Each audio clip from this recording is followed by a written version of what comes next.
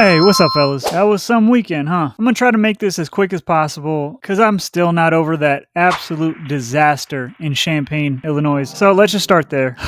I don't know why I'm surprised at this point. USC continuously has done this in my life, where we build up with a soft, easy schedule. We look like we fixed everything that we thought was wrong with the team the year prior, just to come out and get absolutely embarrassed. And before someone says, oh, it was a good game though, you gotta win games against teams like Illinois. Nothing against them, we gotta give credit to the winners. Luke Altmaier, you're a stud. Or maybe the defense is just terrible that you played. I don't know. Either way, Brett Bielema, any Illinois fans out there, congratulations. That's a good win. And hopefully USC can make your record look better by getting their shit together. I don't know at this point.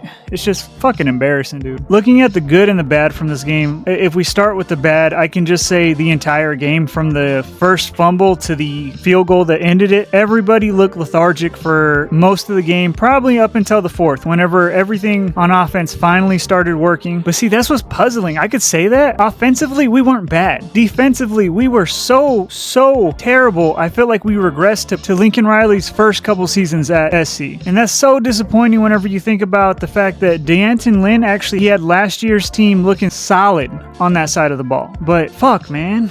God, fuck.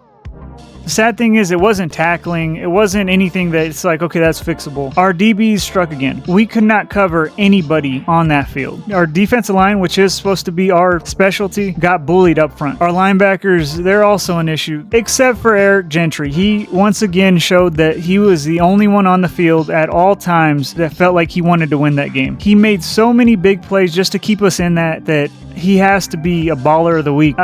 It's just so disappointing. I don't know what other words to say. I know that there's rumors going around that there was food poisoning, but I'm be honest with you, that just makes USC look a little weak, and we're better than that. And I guess I could blame the defense coordinator, blame D'Anton Lynn, but if it's the same shit, just a different year, you got to start looking at the head coach. And right now, Lincoln Riley, he says a lot of great things. We have to see it come to fruition at some point. You can't just keep going up on the mic and saying that everything's good, that we're a new team, and then lose the same exact way we've been losing since you took the job. Look, all right, not everything was all bad.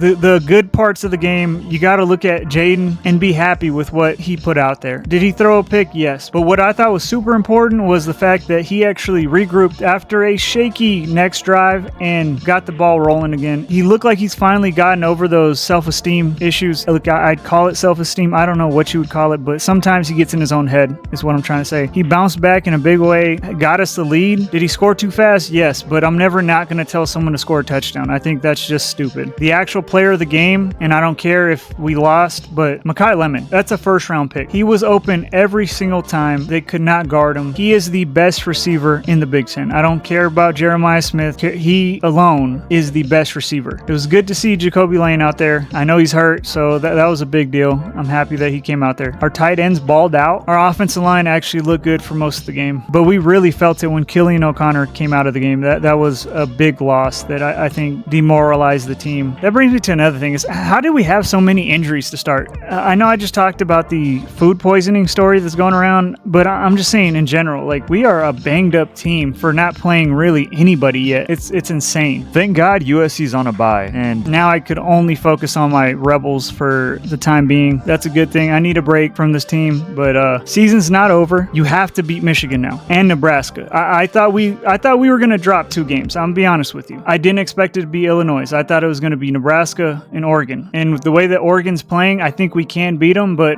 that's also just me being a fan. Because as of right now, they're a more talented, better coach team, and that's unacceptable. So you can only lose one more game after this if you want to go to the playoffs. I think coming into this, our floor was 8-4. Now I'm probably going 7-5, but that'd be such a crushing hit to the fan base if that is what this team is. And I don't think we are. You just got to get lucky, and you got to win close games. We have not proven we can do that yet. Either way, fight on. See you in 2 weeks. All right, let's move on.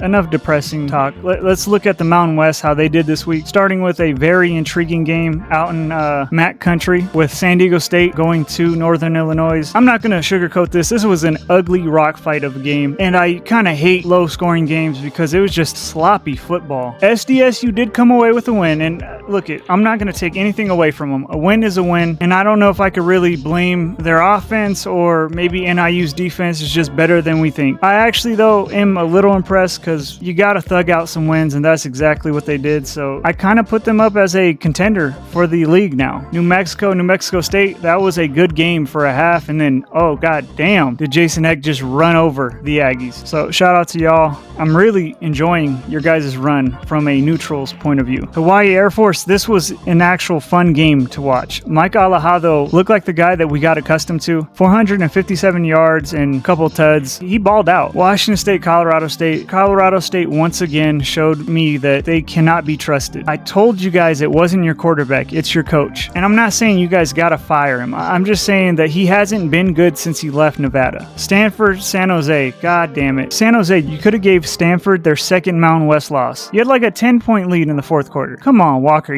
Spartans have been the biggest disappointment so far this season. I really thought that they were going to compete for this conference. They have shown me nothing of the sort. App State, Boise took care of business. You guys look like you're back on track. I won't say shout out to y'all because I don't like you guys. Let's look nationally with who else joined USC in the circle of suck. Florida State. That was on Friday, but at least they lost, so USC isn't as lonely in the loser circle. Tommy Castellanos did not play good. I don't know why there's people blaming everybody but him. Was it all his fault they lost? No, but he did contribute. Super inefficient, ill-advised throws. It was a bad game for the Seminoles. Virginia, on the other hand, shout out to Tony Elliott. You guys are 2 wins away from a bowl. That is impressive. I'm really pulling for y'all to do something. Of course, Oregon and Penn State. I called this one. I hate Oregon with a passion. But Penn State continues to show that they will never win a big game in their modern history as long as James Franklin is the coach. LSU Ole Miss, this was a fun game. Shout out to Lane Kiffin. Finally, I think this is the year they go to the playoffs. Trinidad Chambliss is that guy. If he started the season, I know he only missed 1 or 2 games. I think we'd be talking about him as a front runner for the Heisman. And that's going to be a great story. They might just put him as a Heisman just because he's a D2 transfer up. Alabama, Georgia,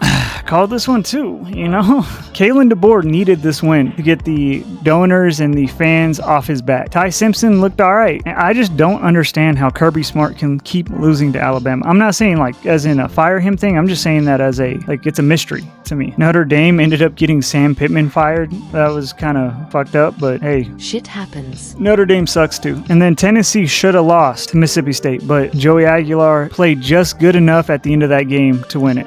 Well, all right, guys. Look, I'm gonna get out of here. I know this is late, but at least they can't disappoint me next week. So now it's on to the Rebels in Wyoming in a game that is gonna be tougher than it should be. But hey, that's football. So as always, if you like stuff like this, think about subscribing. If you want to talk about last week, this next week, or anything college football related, drop a comment. But I think you should like the video.